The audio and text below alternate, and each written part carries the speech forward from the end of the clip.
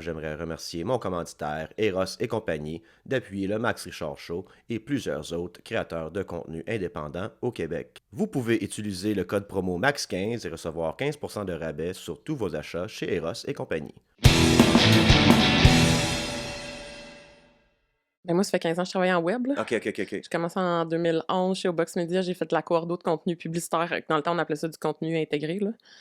Fait que c'était comme le balbutiement du contenu publicitaire influenceur. Fait qu'on avait des blogs. Fait que je faisais la coordo entre les annonceurs puis les podcasts. Après ça, j'étais rédac-chef chez Hollywood PQ pendant 2 ans et demi. Ah, sérieux? Ouais, tabarnak, c'est cool! OK, je savais pas ça, nice. Après ça, j'ai quitté Hollywood PQ parce qu'éthiquement, c'était trop discutable. Puis je suis devenue chargée de projet web chez Production Déferlante. OK. Fait que JP Dion, je le connais. Ouais. Fait que j'ai travaillé en télé pendant 5 ans au contenu web de comme toutes les prods de Production Déferlante. Ouais. Puis en marge de ça, en 2017, j'ai fait un certificat en com socio-numérique des organisations à l'UQAM pour avoir un papier qui dit que j'avais l'expertise que j'avais, là, dans le fond. Ouais. Pour matcher l'expérience. Ouais, c'est ça. Puis moi, je me suis rendu compte que ma place, c'est à l'école. Là. Fait que moi, les universités, j'aime bien ça. Fait que j'ai fait une maîtrise en com après ça. Cool. Comme socio-numérique. Puis là, je suis en train de faire un doctorat en études culturelles et médias socio-numériques. Puis dernièrement, je sais pas si je dis dernièrement parce que c'est dernièrement que je t'ai vu, là, tu sais. Ben, ça fait quoi, 10 mois, là, que je fais du web? Dernièrement, je suis pas fou. Non, ça fait 10 mois que j'ai mis ma face en ligne, ouais. Tu sais, je pense que t'as popé dans mon feed initialement. Ça devait être avec le truc de la télé, j'imagine, ce que je disais au monde de la télé, de se botter le cul, que c'est eux autres de faire une seule plateforme, là, genre. Ouais, OK, on peut parler de ça aussi. Puis c'est ça, puis moi, j'ai des... tu me dis, est-ce que... Ouais, OK. Ça, puis mais l'affaire de Alexplique aussi. Alexplique, ça a popé pas mal, ouais, exact. Je vais juste, c'est sûr que si tu veux qu'on parle d'Alexplique, ça va me faire vraiment plaisir, mais je suis pas là pour devenir comme la porte-parole des gens qui ont quelque chose. Oh non, inquiète pas. C'est bon.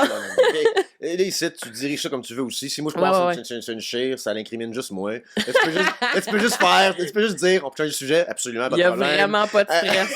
Tu fais-tu du montage ou tu fais one take? One take, ça dépend. Si mettons, l'invité, faut que tu me le dises rapidement, par exemple, parce que ça sort vendredi, mais mettons que tu me dirais, hey, je pense que vers la fin de l'espace public, le podcast, c'est moitié public, moitié Patreon. OK. On fait genre 45 minutes à 1 heure ensemble, on va sur Patreon après. Fait que tu peux garder des choses pour Patreon si jamais tu veux donner ton opinion plus... Spicy, mais je peux pas faire de teaser non plus, mais comme dans le sens de, tu sais, si tu fais quand même parler de ça sur Patreon, c'est correct aussi. Puis c'est correct aussi si après ça, tu me dis, enlève ce segment-là. Moi, je suis pas obligé de faire du got you je suis pas tant, j'ai pas la nature controversial, là, je suis académique, fait que genre, moi, c'est tout argumenté, puis ben, une nuance, là, ça se peut que ça soit lourd, mais on va avoir du fun, là. Mais ici, c'est des feelings. Mais OK, t'as commencé il y a comme 10 mois à justement décortiquer le web québécois. Ouais. Je savais pas que c'était ton background. Yep. Hollywood PQ, tout ça, c'est très... Ça me fait rire, je savais pas ça. Ça surprend tout le temps, le monde. Mais Hollywood PQ, c'est tellement un des sites à potins. C'est le premier au Québec, c'est un pionnier, là. Exact, c'est un pionnier. Qui existe encore, d'ailleurs. Je suis genre, my God, il se démerde efficacement. Il y a beaucoup d'autres joueurs qui y ressemblent aujourd'hui, tu sais, right? Puis là, dernièrement, avec tes études, c'est normal que tu fasses ça. Tu es en train de justement prendre position, pas position, mais prendre la parole sur différents éléments du web québécois. Mettons qu'on partirait du début d'Hollywood PQ. Mm-hmm. Qu'est-ce qui a changé ou qu'est-ce qui a eu des milestones, tu sais, des grands, au travers des années, là, que tu as vu des changements au sein du web québécois? Oh mon Dieu, il y a tellement d'affaires. Puis où est-ce qu'on est rendu aujourd'hui, tu sais? Ouais. Ça peut être décousu, c'est pas grave. Là. Ah non, il n'y a pas de stress. On yappe, là. On yappe. Oui, exact. Mais c'est parce qu'en fait, c'est que ce qui est un peu intéressant dans ce cas-là, c'est qu'on a tendance à vouloir mettre des milestones vraiment clairs, mais c'est vraiment un spectre, c'est vraiment une gradation qui puis je trouve ça un peu désolant. Je pense qu'on prend pas les bonnes directions, là, de manière globale. Mais je dirais que le principal virage, ça a été quand on a commencé à pouvoir faire des amalgames entre la culture de la célébrité traditionnelle, héritage, puis la culture de la célébrité influenceur. Moi, je pense que ça, c'est un virage important. Quelle année, c'est pas vrai, mettons? Feeling. Je vois pas sur le spot, là. Il faut que ce soit après Hollywood PQ. Okay. Je te dirais genre un 2000... C'est sûr qu'il y avait des Lisanne Nadeau qui ont toujours fait ça, YouTube, ça a toujours alimenté, mais je me rappelle qu'à l'époque où j'étais chez Hollywood PQ, j'ai été là de 2014 à 2016.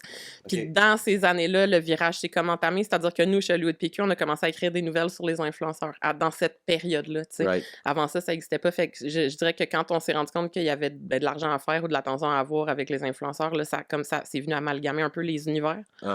Comme là, on s'intéressait plus tant que... Ben oui, on s'intéressait toujours, mais comme les vacances de Stéphane Stéphane Rousseau à Cuba, c'est important, mais les vacances à Lisanne Nadeau aussi. Oui, puis dans la mesure où c'était des médias en ligne, puis que tout ce qui était numérique prenait le dessus sur ce qui était papier, analogue, héritage, ben, il a fallu s'adresser aux cibles qui se trouvaient en ligne aussi. Fait que ces célébrités-là, c'est de cette crowd-là, tu sais. Right. Fait que fait que ça, je pense que c'est un virage dans la mesure où il y a une guéguerre, là, web média héritage, qui est entretenue beaucoup par le média héritage, mais je trouve de plus en plus par le web aussi, puis je trouve ça un peu drôle qu'on tombe dans ces dynamiques-là. Mais il y a... c'est comme si on reproduit les mêmes mécanismes. Quand tu dis média héritage, genre, je te parle journal, télé, radio. Mainstream media. Ouais. Genre, OK. Ben, je te parle de médias trad, mettons. Trad, OK. Ouais, c'est ça. Parfait, OK, ouais. Fait qu'on commence à reproduire les mêmes genres d'écosystèmes en ligne. Oui. C'est ça. Mais tu trouves-tu aussi que la télé a commencé à vouloir jouer au web aussi? Je pense pas que la télé veut jouer au web. Je pense que la télé a voulu capitaliser sur la visibilité du web d'une manière excessivement maladroite pendant de longues années. Oui. C'est-à-dire faire venir du monde dans tes shows pour avoir leur cloud. Tout le monde le sait que c'est ça l'exercice. Puis ils l'ont fait de manière négligeable. Genre, pas négligeable dans le sens de c'est pas important, mais dans le sens où c'est vraiment juste pour dire qu'il y avait quelqu'un à télé qui venait du web, puis il donnait pas la même importance ou la même visibilité ou la même durée dans des shows. Puis j'ai des exemples vraiment concrets que je vais pas nécessairement dire ici, là. Mais peut-être sur Patreon, 5$ par mois. C'est ça. Excuse-moi, il y a des trucs de même qui se passent dans le podcast. Non, mais c'est parce que le meilleur exemple que je peux donner, puis je pense pas que ce soit nécessairement litigieux tant que ça, dans le sens où, tu sais, que moi, quand j'étais chez Productions Différentes, quand je suis arrivée en 2016, on travaillait sur Accès Limité.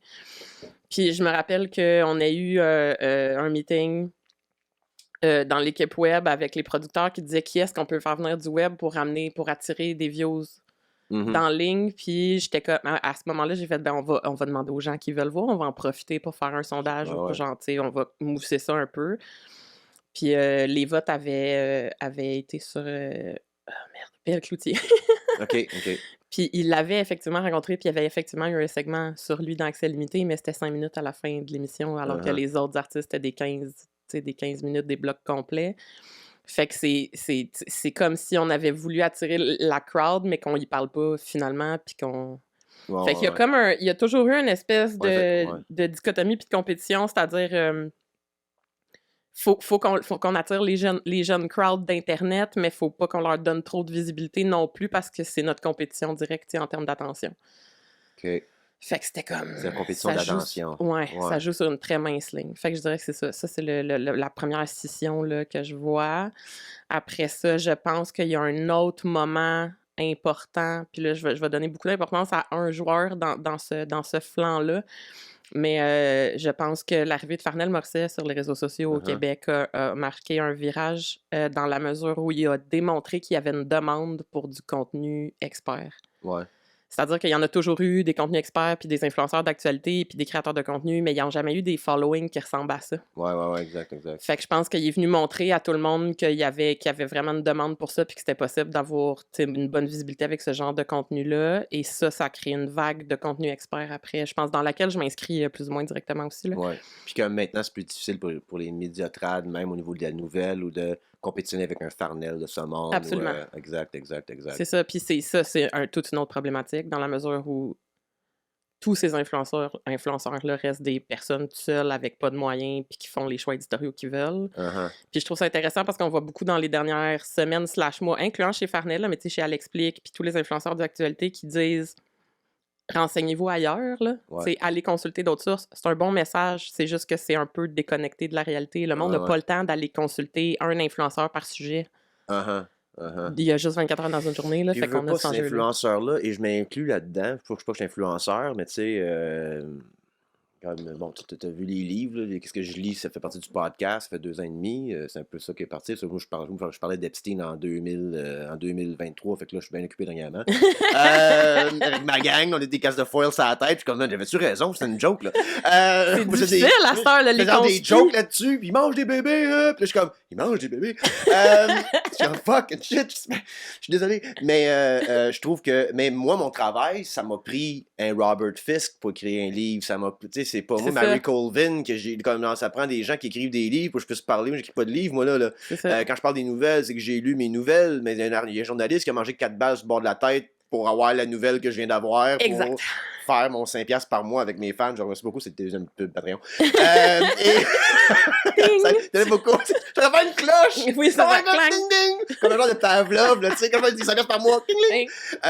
Fait que, mais ces gens-là, on salue leur travail, là, on va pas chier sur la tête, là, mais eux-mêmes doivent se nourrir de quelque part. C'est ça, ouais. Mais là, qu'est-ce qui est dangereux, c'est que le travail initial, qui est encore moins payant. Moi, j'avais vu quelque chose pendant la guerre en Syrie en 2011-2012, puis je pense que j'étais encore à l'université dans ce temps-là. Puis je lisais mes correspondants de guerre. Je lisais beaucoup de correspondants de guerre déjà morts. Fait que là, j'essaie de lire ceux qui sont encore en vie, tu sais. Que je puisse en avoir un qui est live, puis qui puisse... Puis je suivais une femme, puis je ne me rappelle plus son nom, fait que c'est pas super correct, mais en 2011-2012. Puis j'avais vu un article comme quoi qui faisait genre 40$ par article. Et dans un trou, dans le sud de la Syrie. Puis chaque fois qu'on envoie un email, ça fait 40$. Je suis comme, c'est 40$, comme un gars, comment ils font pour survivre? Et là, tu as des influenceurs qui viennent, prennent leur travail, le régurgitent, qui est correct, puis aller voir vos sources ailleurs. Mais c'est ça qui est en train de mourir, selon moi. Là. C'est ce travail-là sur le terrain qui est plus difficile à les financer, même que les influenceurs. On l'a vu avec Explique, elle a pogné plein de commanditaires, et ainsi de suite. Puis là, je pense qu'il y a un gars comme Éric Gravel, que je parle souvent de lui, je le trouve complètement taré. Il y a une page Facebook, puis il fait genre 2000-3000$ par mois à régurgiter des obscénités. Oui, puis tu sais, c'est ça aussi qui est un enjeu dans la mesure où c'est super cool la monétisation. Mais c'est super cool. Là. C'est pas vrai que c'est super cool. C'est une manière pour les plateformes de dire aux créateurs de contenu de fermer leur gueule avec ça. c'est pas des revenus généreux, tu sais, c'est des revenus symboliques pour le principal, sauf que tout ce qu'on véhicule, puis là, ça commence à être vraiment flagrant, mais tu sais, ça l'est depuis des années, qu'il faut générer des views, et que pour générer des views, il faut générer des réactions. Ouais. Puis pour générer des réactions, il faut dire des affaires qui se disent pas. Exactement. Et là, ça alimente un système d'information, je mets des guillemets, qui a aucun sens, puis dont on est en train de perdre l'objectif principal. Puis, tu sais, tu parlais tantôt de, tu sais, on finance plus, on a de la misère à financer les médias héritage. Tu sais, j'entends, on est tous victimes de c'est un système, là, c'est comme n'importe quoi.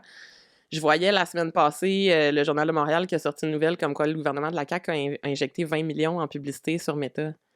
C'est 20 millions de nos fonds publics qu'on a envoyés dans la machine, qu'on a mis de l'autre bord de la frontière, là. C'est des pubs de quoi? C'est des pubs pour la CAQ, probablement des pubs de sensibilisation ou genre... Ah, qui mangent la merde. Mais tu sais, je veux dire, à la limite, c'est le premier gouvernement à qui on souligne cette bourde-là, mais c'est clairement pas les premiers à avoir injecté ce genre de budget-là dans ce genre de visibilité-là, parce qu'on n'arrête pas de dire que c'est la seule place qui a de la visibilité. Puis inquiète pas, ici au Max Richard Show, tous les politiciens sont coupables. Oui, c'est ça. C'est toute la gang. Toute la gang. We got no love for these people. Mais ils ont fait 20 millions sur Meta pour des pubs du gouvernement. Alors qu'ils auraient pu injecter 20 millions de pubs dans des médias héritage en encourageant la culture et l'information d'ici, puis en continuant de financer des médias de région, tu sais. OK, médias de région, je suis d'accord. C'est ça. Oui, mais je comprends qu'il y a des disques. À un moment donné, c'est comme, t'es la septième...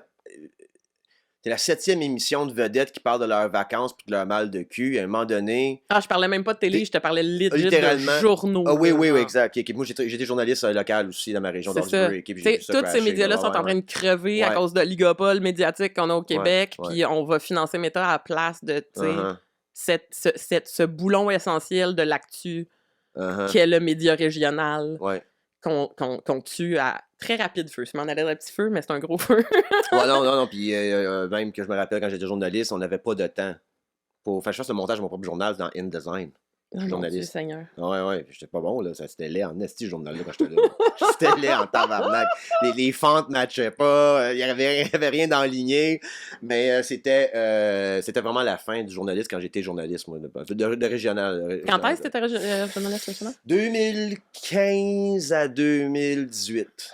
Tu vois, ça, c'est un autre symptôme des conséquences du web. C'est-à-dire qu'en web, quand on crée du contenu, on s'attend à ce que le monde ait toutes les flèches à leur arc. Là. Genre, tu t'écris, tu fais des photos, tu fais... Ouais, exact. C'est pas supposé être ça, les médias héritage, tu sais. Non. Pourquoi c'est ça qui Mais pourquoi on le sait, là? C'est parce qu'ils n'ont pas une crise de scène. mais non, mais des fois j'arrivais, mettons, avec une histoire que je venais d'avoir dans Orangebury, un genre de magouille entre un politicien et une autre patente. Je disais ça à mon éditeur, on disait, OK, cool, parfait, tu me vas écrire ça pour demain. Je suis comme, OK. Mais là, il faut avoir Bruni Surin à soir parce qu'il est à Rockland. Puis je suis comme, je m'en pas voir Bruni Surin. Il y a un calice bain de Bruni Surin qui s'en va faire une conférence de je me calisse. Suzanne de Rockland and Friends, elle va prendre une photo de ça, elle va le mettre sur Facebook. I don't need to fucking go there. Puis des fois, le téléphone sonnait, il est 11h le soir, il y a un feu! Je suis comme, hey, quelqu'un brûle, tabarnak, je te dis, le voisin, il a pas une vidéo, il va le pogner sur Facebook, puis... Quoi, faut que j'aille là, moi, avec ma caméra à moi, prendre une photo du fucking. Pendant que j'arrive, il va en avoir 42 sur Insta, là, on va prendre ceux-là. Fait que c'était comme un peu la maladie du scoop, qu'on pouvait plus scooper, vu que ça sortait déjà sur le web. La personne au bord de la rue a vu la personne se faire assassiner 4 balles dans le chest. Je peux pas y aller et avoir le scoop, et le scoop, il est sur fucking Facebook. Ben, puis ce qui est aussi problématique pour plein de situations, c'est-à-dire qu'il faut sortir la nouvelle avant tout le monde avec des trucs factuels et vérifiés, mais que genre, il faut sortir tout de suite pareil, puis les faits peuvent changer, l'information peut changer en 24 heures. Ouais, ça n'a aucun sens, là, ces dynamiques-là. Puis je trouve qu'en ce moment, tu sais, mettons qu'on prend l'économie comme une miche de pain. Là, mettons, dans les années 80-90, on se battait pour des tranches, là, les médias. Là, entre médias, je veux dire, là, ils se battent pour des fucking miettes. Ils ont fucking faim. À un moment donné, je me suis fait pogner à jaser. Il y avait le régional, Hawkesbury, puis il y avait un autre journal, whatever. Puis là, je me suis fait pogner, moi, déjà vu Hawkesbury en train de manger avec l'autre journaliste du régional. Ah non, traîtrise! On fait genre 30 000 $ par année, gaz pas payé. Je vais pas y donner mon premier nez. On se voit quasiment à chaque jour, moi puis lui, parce littéralement, moi, si tu m'appelais pour que couvrir ton événement, je demandais, y a-tu du café? Oui. J'y vais. C'est bon. Si tu m'appelais, tu disais, fait qu'on fait une levée de fonds, y a-tu du café? Non. Ben, je vais pas. J'ai pas le temps. Je prenais mon café, je faisais du networking, mais lui, tu es souvent là, puis là, mon boss vient moi, là, tu peux pas aller juste jaser comme ça. Je suis comme, hey man, on a même pas. De quoi tu fucking parles? J'ai plus en commun avec lui qu'avec toi. Là. Ah ouais, absolument. Fait que moi, j'ai comme un peu vécu la fin de ça. Puis quand j'avais dit à mon boss dans le temps, je suis comme, hey, on devrait peut-être être sur Facebook plus, tu sais, comme on devrait bâtir notre Facebook ou notre comme 2015-2016, on devrait bâtir ça. Et il dit Facebook, là, c'est pour le monde qui prend des photos de leur lunch. Fait que moi, j'étais comme, all right. Fait que là, moi, en cachette, je suis parti d'une entreprise de marketing. OK. Puis j'ai commencé à vendre du marketing à des clients pour du Facebook et du whatever. Puis là, j'ai quitté ça, je suis parti de mon entreprise. Puis là, il y avait un mot d'ordre dans ma ville que les médias parlaient pas de moi. J'étais président de chambre de commerce. J'avais une jeune compagnie cool de marketing. J'avais des segments Hawkesbury TV. J'avais une veste par balle. Puis je couvrais la ville en joke, tu sais, un peu comme satire, whatever. Ça avait des 50 millions, 50 000 vues à Hawkesbury et 10 000 personnes. Puis un journaliste qui m'appelle à un moment donné puis il me dit, Max, c'est que c'est drôle, qu'est-ce que tu fais? J'en reviens pas. T'es qui, Chris? J'aimerais savoir un genre d'entrevue avec toi, j'aimerais ça, tout ça. Puis j'ai dit, ben, tu travailles pour qui? Tu travailles pour ce journal-là. Je suis comme, je pense pas que ton boss va vouloir que tu écrives sur moi. Ben, ouais, non. J'écris pour qui je veux, moi. Le téléphone sonne dans le main. Ouais, non, parler. Ça a l'air que toi, tu peux pas être dans le journal à moins que tu fasses un crime. Fait que si je faisais un crime, là, je passais dans le journal, tu sais, comme un genre d'article. T'aurais dû en faire un pour le fun. Fait que moi, j'ai vu la fin. Puis, ils survivent encore un peu, les journaux, mais je me rappelle des madames qui vendaient des pubs pour ça, OK? Deux madames semi-retraitées, pognaient le téléphone, il appelait un businessman, puis il disait, Monsieur, c'est la semaine du cancer aujourd'hui. Le gars était comme, OK? Êtes-vous contre le cancer? Quoi? Puis là, le gars, il est comme, ben, tabarnak, oui. Excellent. Voulez-vous donner 500 $ pour le journal? On va vous mettre une pub sur la page pour la semaine du cancer. Puis là, ben, OK, il y a des 500 $. Il y a personne qui lit le journal. C'était des films marketeurs. Ah oui, non, mais c'est comme là, c'est genre, ça fait des mères. Êtes-vous une mère, vous? Êtes-vous contre les mères? Contre les mères? Ben, j'ai pas 500 $. Fait que vous aimez pas t'aimes pas ta mère. Pour ou contre votre maman? Pour ou contre votre maman. Fait que c'est le même qui vendait des pubs, puis il vendait comme du 8 000 $ par semaine quand même, tu sais, du 8 à 16 000 $ par semaine. Okay. Mais c'était deux madames gangsters avec des chars, des les madames, shout-out les madames gangsters. Faisait peur aux monsieur d'affaires dans la région. Tu veux pas être contre les mamans, hein? Si tu me donnes pas 500 $, on va mettre une pub que t'es pour, le cancer. Ouais, exactement. C'est ça, il y a la pub de fête des mères, puis là... Tu la pub gratuite des gens qui aiment pas les mères. T'as 2 pages, ceux qui sont pauvres, ceux qui sont contre. Faut l'efficace du gentil chantage. Mais je trouve que dernièrement, le vedettariat essaye de venir faire du web. Ah oui, il essaye vraiment fort. Puis des fois, c'est cringe as fuck. Ouais. Là, sont de même, tu sais. Le web, c'est relax. Anyways, on est bien normal pis on est cool, hein? Pis comme genre... On dirait que j'imagine quelqu'un en particulier. Ah ouais? Je sais pas. Patreon! 5 $ Patreon! Ça m'a fait un peu penser à quelqu'un. OK, ben c'est Patreon, tu me diras c'est qui. Je veux pas voler trop de ton. Ding! Troisième. Ding, ding, ding!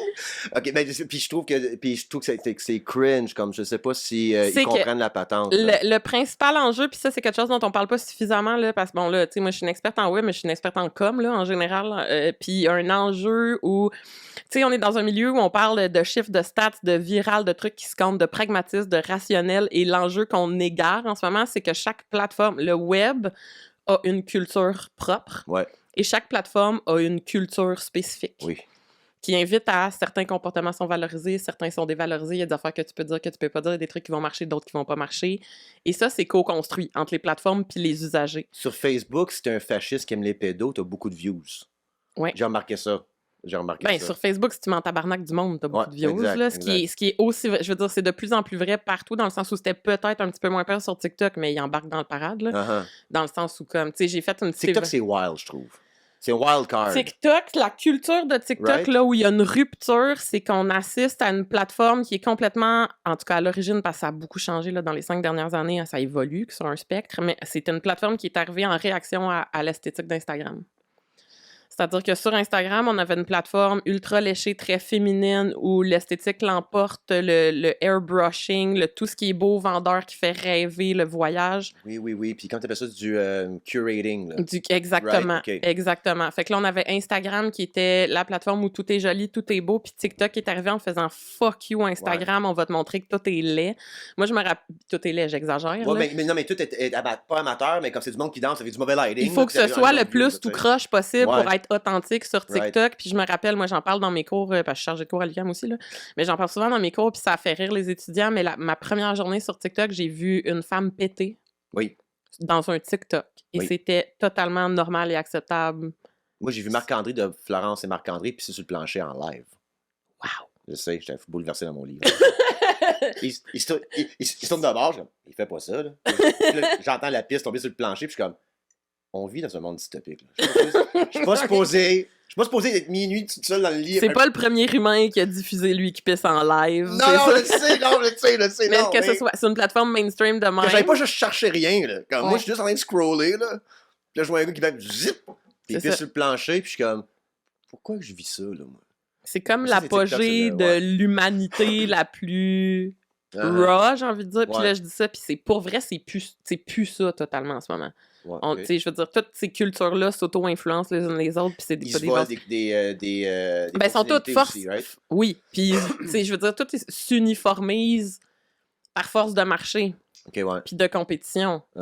Puis il y a de la compétition, c'est pas une compétition de marché, il y a de la compétition péri là-dedans, là, de genre, tu sais, ah ouais, hein, tu veux me faire chier à comme voler mes views, tu vas voir que je suis plus gros que toi, puis là, je parle de Facebook, là. Mais tu sais, reproduire des formats, tu sais, il n'y a aucun format sur les plateformes. Facebook a inventé le like, là, qui venait du upvote sur Reddit, mettons, qui est une autre variante, mais ça a été comme, c'était ça la révolution Facebook, de pouvoir engager si rapidement dans un contenu en manifestant son accord ou son appréciation. Ils ont créé le like. Instagram est arrivé. Ils ont mis un cœur à la place, mais c'est à peu près le même genre d'approche, sauf que Facebook a fait vous autres, vous êtes devenus trop gros, l'ont acheté. C'est arrivé relativement rapidement là, dans l'histoire d'Instagram et de Facebook. Et là, il y a d'autres plateformes qui sont arrivées en compétition, puis là, tu vois tout merge. Là, Facebook a essayé d'acheter Snapchat. Snapchat a dit non, ils ont repris les stories.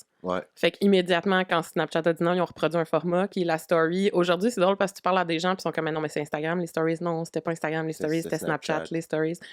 Puis cette durée-là de 24 heures, puis ça disparaît après, c'est totalement calqué sur Snapchat. Puis à force de reproduire des formats comme ça, puis on l'a vu super récemment avec les Reels, là, c'est la même affaire. Pendant ce temps-là, on a TikTok qui essaie de reproduire des formats de YouTube, qui essaie de garder l'attention plus sur sa plateforme, fait qu'il essaie de valoriser des contenus de plus en plus longs avec du SEO, fait qu'il valorise des captions de plus en plus longs avec de plus en plus riches avec les mots. Fait que tout est en train de devenir une espèce d'amalgame où toutes les sous-cultures percolent les unes dans les autres. Ça peut rapidement devenir monolithique. Comme on l'a vu un peu sur Facebook et Insta, mais il va toujours y avoir une vaste portion de la culture qui vient des usagers et ça, plus le temps passe, plus les publics sont séparés. C'est-à-dire que si, tu sais, moi, quand j'ai commencé, on disait tout le temps aux créateurs, il faut que tu crées du contenu spécifique pour chaque plateforme pour que les gens veulent te suivre partout puis qu'ils ne se tannent pas de te voir. Il faut que tu t'alimentes différemment chaque plateforme.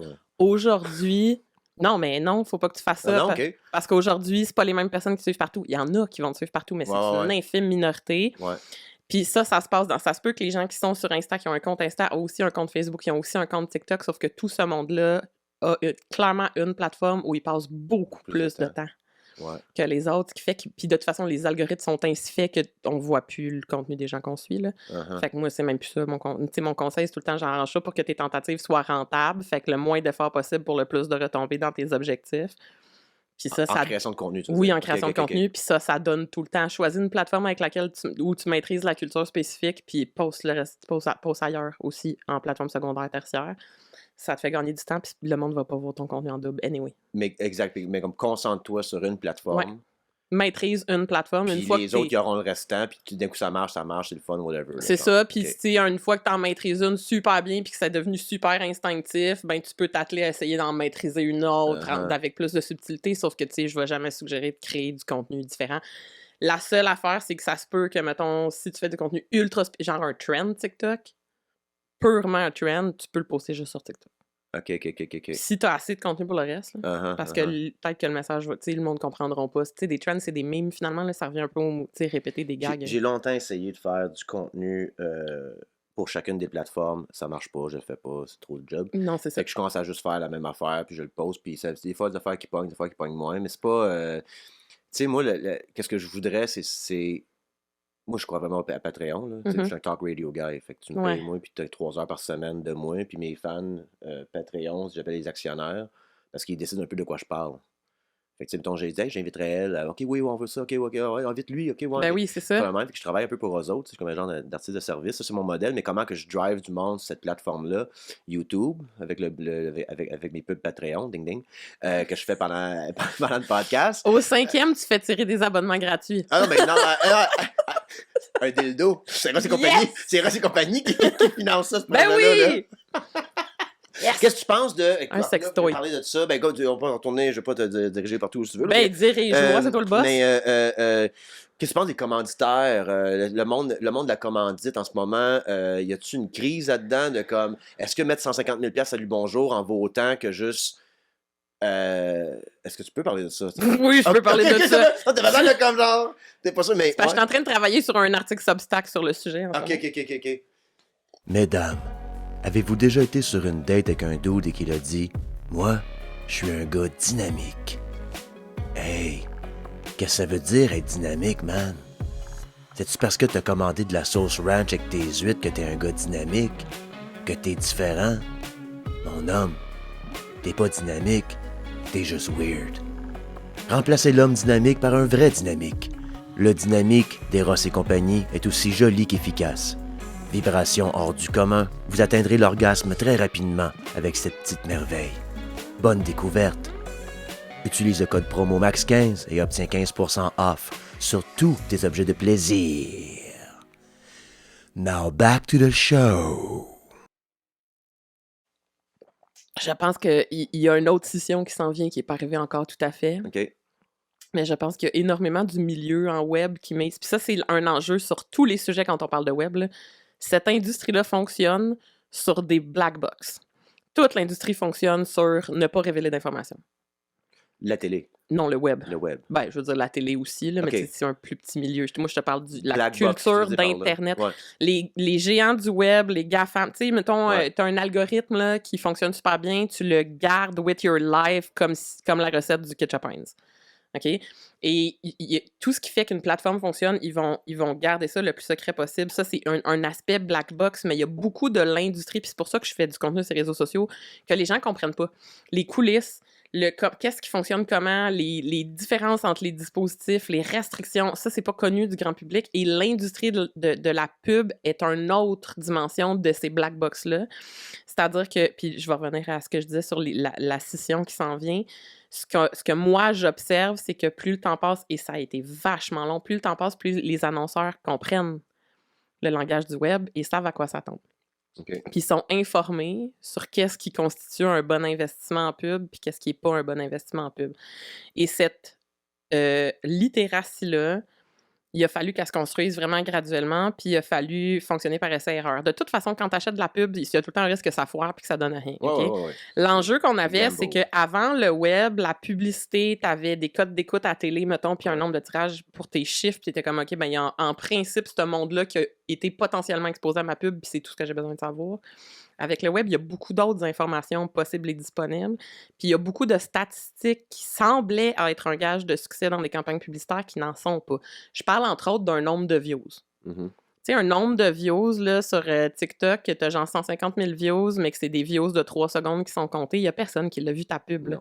Mais tu as fait 150 000. Fait que tu peux dropper que tu as fait 150 000. Et cette nuance-là, à partir du moment où, avec les technologies numériques, on a été capable de faire un pont direct, entre autres avec les codes promo, mettons, qui fait qu'on est capable de rattacher une vente directement à un influenceur. Oui, j'ai vendu 6 dildos. 6? Oui. C'est déjà pas mal. J'aurais pas dit dildo, objet de plaisir, pardon. Il n'y a pas rien que des objets de plaisir chez Eros et compagnie. Ben, je veux dire, tout est des objets de plaisir. Oui, mais je ne veux pas dire juste pas des dildos. Ça aurait été drôle que tu vendes juste 6 fois exactement le même dildo. Ils vont l'appeler le Max. Pubs qui a très bien marché. Ils vont l'appeler le Max Show, mais c'est HAUD. Oui, exact. Mais, OK, intéressant. Je pense qu'il va y avoir un schisme bientôt par rapport à ça. Je pense, en fait. Moi aussi. Puis sur Patreon, il faut que je te parle de quelque chose. Ding. Sérieux, t'abuses. Non, c'est ce qu'il dit. Yo, t'abuses! Non, mais pour de vrai, il faut que je te parle de mode de financement. Puis tu avais liké mon affaire que j'avais écrite sur du Rover à un moment donné. Oui, je sais pas trop. Là, absolument. Oui. Puis je pick your brain about that. Oui. I think I'm on to something. Ouh, j'adore. Puis ça se peut que tu pètes ma ballonne. On va voir. Ça se peut. Je suis genre, quand on me pose des questions en termes de consultation, je suis assez frontale. J'ai pas de temps. Mes clients ont pas de temps à perdre, puis j'ai pas de temps à perdre. Fait que genre flatter des égos puis faire des compliments sandwich, c'est pas ma shit. Tu me rembourses ça tout à l'heure. Mais ouais, excuse, vas-y. Mais non, mais c'est ça. Fait que, tu sais, moi, ce que je remarque, c'est que, tu sais, mettons, faire des campagnes, là, en tant qu'annonceur, t'as toujours eu des stats qui te reviennent. Puis, tu sais, j'ai travaillé dans ce milieu-là en 2010. Je sais c'est quoi les stats qu'on donne. À ce moment-là, il y avait des campagnes qui marchaient bien, mais il y en avait qui étaient catastrophiques déjà. Tu sais, j'ai déjà eu un annonceur de Toronto qui a payé 1000$ un blog pour 52 pages vues. 52 pages vues, ça veut pas dire qu'ils ont lu. Non. 52 pages vues pour 1000$? C'est pas ce que j'appelle un investissement rentable. Sauf que à ce moment-là, les annonceurs savaient pas c'est quoi qui était normal puis à quoi s'attendre. Ils pouvaient juste comparer entre les influenceurs, mettons, puis là, c'est sûr qu'il y en a des plus populaires que d'autres, fait que c'est dur de faire des comparatifs qui se tiennent. L'enjeu qu'on a, c'est qu'on a tellement vendu que la pub en ligne, c'est Jésus-Christ, puis on a dit, il faut absolument faire appel au marketing d'influence, blablabla, tout marche, que il y a beaucoup de, entre autres, des petites PME, des travailleurs autonomes puis des petites industries qui se sont mis à acheter de la pub en ligne sans savoir ce qu'ils faisaient, à qui ils achetaient, ni comment mesurer le succès, ni comment mesurer la rentabilité de leur... Puis ils étaient comme, ben j'ai fait ce qu'on m'a dit de faire, puis je pense que ça doit être des bons numbers, mais sans avoir nécessairement des retombées. Et là, ce qu'on voit arriver, c'est qu'il y a des agences, marketing en relations publiques, puis de marketing d'influence qui ont commencé à popper. Eux, ils ont des gros clients avec beaucoup de moyens, puis ils s'assurent qu'ils aient vraiment, parce qu'ils prennent soin de leurs clients, ils s'assurent qu'ils ciblent vraiment les bons influenceurs. Tu sais, c'est une expertise. Et là, tu sais, après ça, toute cette sensibilisation-là, puis cette littératie-là finit par faire son petit chemin, parce qu'on parle pas des stats en public. C'est comme tabou un peu, parler de ces numbers quand on est un influenceur. Ben là, il y a les annonceurs commencent à partager ces informations-là, puis tranquillement, ça fait son petit chemin. Puis je me rappelle... J'ai vu un post sur Reddit il y a comme quelques semaines où c'est... je me rappelle plus c'est quoi son nom. Mais c'est une influenceuse fitness qui vendait des produits puis qui a dit sur Reddit qu'elle avait payé 10 000 $ pour... c'était-tu 2 codes promo? 2 utilisations de codes promo avec un influenceur populaire. OK. Mais ça finit par se savoir, ce genre de rendement-là. Et c'est pas parce que... Puis c'est pas parce que quelqu'un a beaucoup de followers, surtout en 2026, qui rentabilisent votre visibilité. Non, exact. Puis à quoi t'es associé aussi, tu sais. Exactement. Puis c'est ça, c'est super important. Il y a tout ça. C'est ça, je disais, quand je dis ça réplique des écosystèmes de médias héritage, c'est je pense qu'il y a beaucoup d'influenceurs qui négligent cette partie-là aussi des affiliations avec qui ils s'associent. Puis les annonceurs, ils en ont un petit peu rien à foutre dans le sens où ils veulent des numbers, puis c'est tout. Quoique là, c'est en train de changer. Mais je pense qu'il y a beaucoup d'influenceurs pendant longtemps qui tombent dans le piège de prendre tous les contrats parce que c'est du cash, puis que ça fait des pubs qui ont ni queue ni tête, qui sont absolument pas organiques. Et je veux dire, les chiffres le montrent, là, il y a beaucoup de stats sur le web a habitué les gens à faire complètement abstraction de la publicité. Ah ouais, moi complètement. Ouais, I sign out. Exact. C'est comme, puis on lit les codes, puis c'est pour ça que les codes visuels changent sur les interfaces pour qu'on recommence à surprendre les gens, mais on a appris à spotter les indices que ça, c'est de la pub rapidement, puis on n'absorbe plus l'info. Si je pèse play sur une vidéo YouTube, puis mon lunch est en train de refroidir, puis jouer ton petite pub qui commence avant, puis pas une pub de la... Moi, l'affaire que moi défendre, par exemple, c'est, mettons, que j'écoute j'invente, mais un podcaster de ce monde, puis j'écoutais Bill Burr avant qu'il devienne un puppet de l'Arabie Saoudite. Et lui, il faisait ses propres pubs, je trouvais ça drôle, tu sais, comme il disait, il nommait des affaires, des fois, il bâchait le produit, mais c'était drôle, puis comme il m'a fait acheter des undies, tu sais, comme genre, moi, j'achète comme on est 5 paires, pas, c'est très drôle, puis fait que tu passes sur ces pubs-là, t'es comme, ok, j'ai hâte de voir ce qu'il va dire, tout ça, mais moi, je parle des pubs, genre que Google Ads, tu te mets avant ton vidéo sur YouTube, là, je te déteste, j'achèterai jamais ton produit, tu me déranges. Ouais. Absolument. Fait que c'est ça qui se passe en ce moment. C'est avec absolument ça qui se passe. On parle de plus en plus dans le milieu du marketing du phénomène de fatigue publicitaire. C'est un vrai nom, là, de la fatigue. C'est pas nouveau, ça existait avant. Mais c'est amplifié à la mille. Puis on en parle beaucoup dans le milieu académique / blog marketing. Puis le ton qu'on emploie, parce que c'est ces gens-là que ça intéresse, là, c'est justement le ton marketing. Fait que quand on parle de fatigue publicitaire, on en parle de la perspective de l'annonceur. Puis c'est tout le temps... C'est quoi la ligne que tu peux ne pas franchir? T'sais, comment tu doses ta publicité pour pas trop écœurer le monde? Alors que l'enjeu, c'est pas un annonceur qui gère sa quantité de publicité, c'est la quantité de publicité que les gens reçoivent. En ce moment, c'est documenté qu'on reçoit entre 8000 et 10 000 publicités par jour en Amérique du Nord. Puis ça, tu sais, dans les années 70, là, j'ai plus le chiffre exact, il faudrait que j'aie ma source directe, mais dans les années 70, c'était un genre de... C'était-tu 700? Je dis vraiment n'importe quoi, ça se peut que ce soit pas accurate. Mais l'augmentation est effarante et c'est sûr qu'on développe des mécanismes pour plus les voir parce que c'est vraiment envahissant. Et à travers de ça, en marge, les annonceurs, il faut aussi qu'ils apprennent, puis on n'est pas encore tout à fait rendu, mais il faut qu'ils apprennent à donner des cartes blanches. Quand tu fais appel à un créateur... Faut que je te donne ce budget-là, j'aime ce que tu fais, j'aime ta crowd, je veux y parler, mais moi, je suis pas pro de ta crowd, fait que toi, faut que tu leur parles comme tu juges pertinent de le faire. Intéressant, OK. Puis il faut qu'on soit plus habitué à prendre des risques. Trouves-tu que la barre de contenu, elle a augmenté dans le sens de la qualité de ton contenu? Puis quand je dis qualité, je parle pas de qualité technique, ça. Oui, sure, absolument, mais comme... la qualité de l'effort derrière ton contenu, whatever, ta recherche, whatnot, ainsi de suite, peu importe. Comparativement à là, peut-être dans le pic de l'influenceur, que c'était juste du beau monde qui se prend en photo, puis là, puis je me mets de la crème sur les mains, puis check la crème.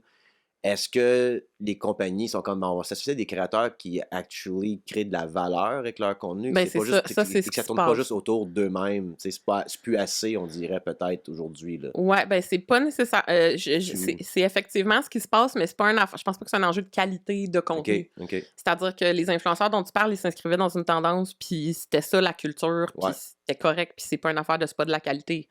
L'affaire, c'est qu'on a un virage au niveau des expertises parce que, à mon avis, il y a une saturation au niveau des influenceurs. On va les appeler les influenceurs lifestyle. Il y a une saturation, il y en a plein, la compétition est féroce, puis ils n'ont plus le rendement publicitaire qu'il y avait avant. Fait que ça s'égare. Et en revanche, en parallèle, les gens qui reçoivent, c'est plus difficile de distinguer ces influenceurs-là. C'est-à-dire qu'ils ont tous à peu près le même contenu. On fait des unboxings, on s'en va en voyage, des photos de moi ici à la beach, moi et mes enfants. Moi, j'ai vu Tulum. Techniquement, j'ai été à Tulum. J'ai pas été. Mais OK, mais techniquement. Je pense que j'ai vu tous les raccoins de Tulum. J'étais métaphoriquement avec les Ostrogoths. Exact. OK, ouais. Fait que faut jamais oublier, puis ça aussi, c'est un enjeu qu'on a, faut jamais oublier que tout ce qui se passe en communication, ce qu'on devrait regarder, c'est la réception, c'est pas ce qu'on émet. Répète ça. J'ai tout compris les mots, mais le cœur d'un acte de communication bien pensé et stratégique, c'est pas ce que tu dis. C'est pas vraiment ce que tu dis, ni comment tu le dis, c'est à qui tu le dis, puis comment ils vont réagir émotionnellement, spontanément. Par rapport à ce que je viens de dire, Exact. Puis, on n'a pas besoin... Quand on est des créateurs de contenu, notre crowd, on se met à la connaître, cette crowd-là, vraiment rapidement. Fait qu'on peut faire moins attention à comment on dit les choses parce qu'on sait que les gens commencent à nous connaître puis ils entendent toutes les subtilités du langage. C'est pas juste des mots, c'est comment je parle, comment je respire, où c'est que je regarde, c'est quoi la vibe, je suis tendue, j'ai l'air stressé, j'ai tes yeux. Tu sais, tous ces signaux de communication-là, notre crowd la reçoit. Puis sont capables de lire ces signes-là. Fait que l'enjeu, quand on est un marketeur ou un annonceur, plutôt que de se soucier de qu'est-ce qu'il va dire, comment il va le dire, ça va-tu me nuire à mon image, il faut regarder comment ça va être reçu l'autre bord. C'est ça qui est le cœur du problème. D'où viennent les pubs de Bill Burr tout croche de Undies, puis qui m'ont quand même vendu. Exactement. Parce que c'est pas important que ce soit laid, là. Je me rappelle plus si c'était Undies ou une autre compagnie, je me rappelle plus. Mais c'est pas grave, la compagnie de Bobette. Puis à un moment donné, il a commencé à rire du CEO. Après ça, tu voir son LinkedIn au CEO, puis il rit du LinkedIn. Mais c'est la pub pour la compagnie. Ils sont en train de roaster le dude qui appartient à la compagnie. Puis la semaine d'après, ils ont encore comme commanditaire. Genre, comment ça marche? Ils ont-tu vendu des bobettes? Ben, ils ont pas vendu de bobettes? Ben, je l'ai acheté, Galis. Ben, c'est ça. Puis, tu sais, roasté, je veux dire, il a clairement pas dit ce gars-là, c'est un gros motherfucker. Tu sais, c'est humoristique. Puis comme. Oui, exact. Bill Burr, il connaît sa crowd, il a sa tonalité d'humour. Puis les gens connaissent ses intentions. Tu sais. Fait qu'ils vont lire dans ce qu'il dit que c'est pas. Terrible compagnie, affreux, mais acheter des bobettes, ça ferait aucun sens. Right. C'est d'autres choses, tu sais. Puis je pense, comme tu dis, vu que tu connais ta crowd à cette heure, si tu commences à faire de la pub, mais t'es off, puis t'es fake, là, tu vas perdre la face. Complètement. C'est ça l'affaire. Puis là, tu te mets du monde à dos. Parce que, en fait, la conséquence que ça a, c'est quand le match est pas bien fait, ça devient extrêmement évident que c'est une publicité, que c'est calculé. Fait que on perd toute l'authenticité là, dont on martèle. Je m'excuse, et je me suis éloignée du micro, dont on martèle les mérites en ligne. Là, le milieu de l'authenticité, on perd le sens de ce que ça veut dire, l'authenticité. On est mêlé parce que c'est difficile à expliquer. L'authenticité, c'est quand ce que tu penses puis ce qui sort de ta gueule, c'est en convergence. C'est ça de l'authenticité. OK. Je pense que je suis authentique. Je pense que tu es authentique aussi. Puis ça sent... D'où l'avantage du média podcast qui permet de saisir, de voir dans les yeux puis dans l'attitude à moyen long terme dans la tête de quelqu'un qu'est-ce qui se passe puis si tu es cohérent, plutôt que du très court format ou à l'écrit où tu peux bien dire n'importe quoi, il y a personne qui va voir qu'il y a une incohérence d'étincelle dans tes yeux ou tu es comme mal à l'aise. Cette authenticité-là, elle est primordiale. Et quand on a des annonceurs qui font de l'ingérence ou du micromanagement des propos d'influenceurs, ben instinctivement, ça crée cette déconnexion entre ce que tu penses et ce qu'il faut que tu dises.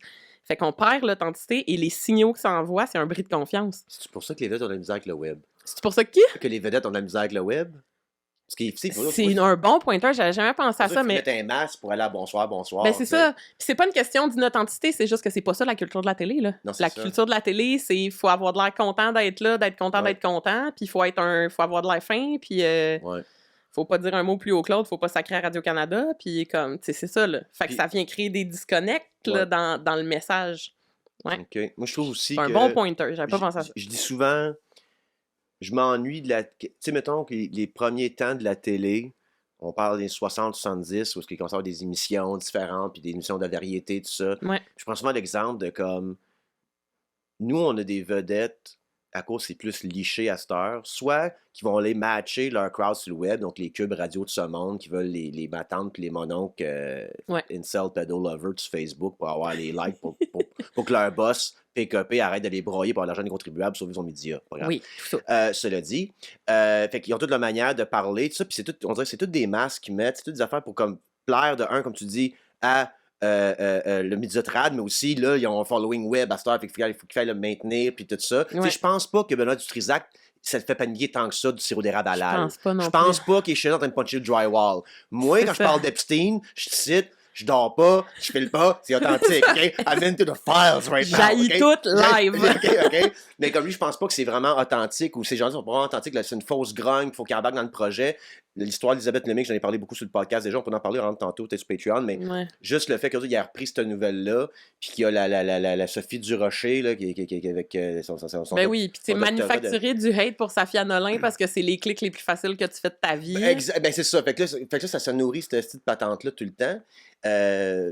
Fait que je m'en vais avec ça. Vous pouvez mettre des masques, justement, c'est ça. Vous pouvez mettre des masques pour faire leur contenu. Puis là, ça, nous, ce qu'on a ici, c'est des vedettes qui s'en vont parler de leur vedette, de leur vie de vedette, de leur opinion de vedette. Quand, en 71, tu peux avoir un David Bowie qui pesait 110 livres, coked out of his fucking mind, les dents jaunes, avec une canne, puis il venait grincer des dents pendant une demi-heure à la TV. Mais c'est une rockstar, ça n'a jamais été pareil pour les rockstars. Comme, sont où, là? Tu sais, c'est comme quand Julien Lacroix est arrivé, là, avec, madame, comment elle s'appelle, madame, c'est Ellen DeGeneres, là. Julien Lacroix avec Ellen DeGeneres? Non, mais c'est notre Ellen DeGeneres, comment elle s'appelle, elle est pas Véronique grande, Cloutier? Non. Julie Snyder? Oui! OK, elle est méchante. Tu parles à l'ex-rédac chef d'Hollywood PQ. Si tu t'es assez précis, je vais te les nommer. OK. Je les connais tous. Il a fait accroire des dessous, puis se pisser dans les culottes. Moi, je regardais ça, je suis comme, pourquoi ça existe, ce segment-là? Moi, si j'allais voir Julie Snyder, là, j'irais vraiment sous, avec de la vraie pisse dans mes jeans.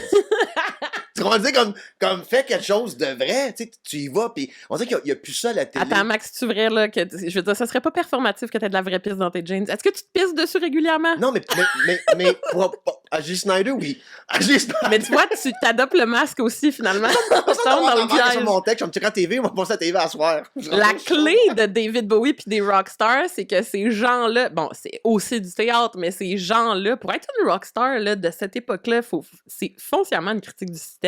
Oui, absolument. Foncièrement, on n'a plus, je pense, à cette heure. Les vedettes il y en a, mais c'est des influenceurs. Exactement. Puis genre, au Québec, on a jamais été très, très fort là-dessus. À part Jerry Boulet, mettons. Puis là, je dis ça, puis je suis comme, tu sais, je sais pas si faut pas parler de Jerry Boulet ou quelque chose. Là. Moi, je l'aime full. Fait que, mais tu sais, nos rockstars. Tu peux pas parler de Jerry Boulet? Non, je sais pas. Okay. Non, je suis juste pas au courant, puis je suis comme, peut-être que c'est quelqu'un qui a été cancellé. Je m'excuse, Jerry, si je t'ai fait du mauvais bad rep post-mortem. C'était pas mon intention. OK. Mais tu sais, je veux dire, nos rockstars Québec, ça a toujours été relativement poli. Après des Pierre Lalonde, puis des, tu sais, comme culturellement, on a toujours été gentil. Je pense que la plus grosse rockstar qu'on a eu au Québec dans ce sens-là, c'est Michel Richard. Non, mais attends, Plume la traverse une entrevue. Ah, c'est un fait, des jardins. OK. Mais c'est pas des rockstars, ils sont plus folk, tu comprends? Il y a quelque chose. C'est plus un côté genre l'authenticité que t'arrives, que je suis comme. Je comprends. Je suis hangover pour de vrai. Ouais.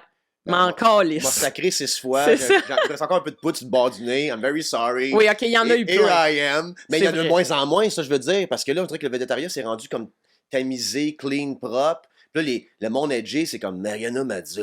Tu sais, elle est edgy quand tu l'invites. Puis je suis comme, je sais pas. Lou Adriane Cassidy. Serge Denoncourt. Je dirais qu'en ce moment-là, ils font leur joke. Ouais.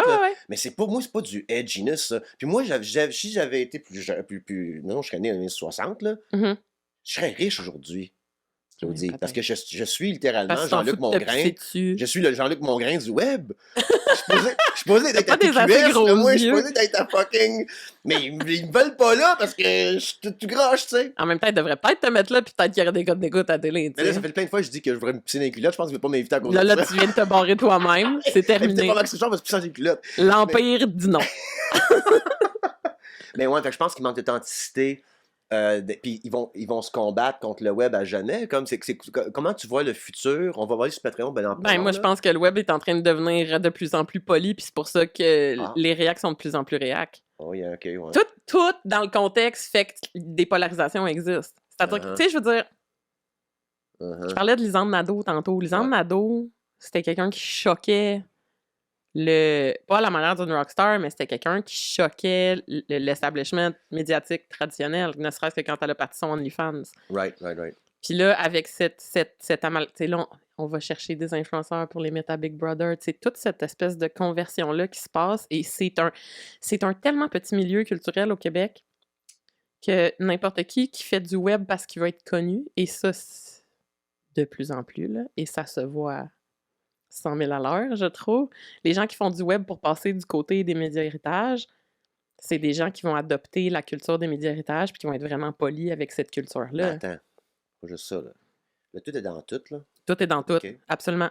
Ici, puis au Max Show, tout est dans tout. Ça fait 2 ans et demi, puis là, ils mangent des bébés. Fait que tout est dans tout. Okay? Tout est dans tout. Les bébés sont dans les messieurs. Ils sont dans les messieurs! Tout est dans tout. Oh, c'est pas marrant. On a trouvé le moyen! Mais... Là, il y a des dretteux en ligne avec des micros, dont un, Jean-François Garipi, qui a pris 25 000 de Jeffrey Epstein en passant, qui se tient vacant de répite, qui mange la marde. Tous ces de dretteux-là, du 4chan, de Slashpole, tout ça, il y a des Yann et Frank de ce monde, toute cette gang de graines-là.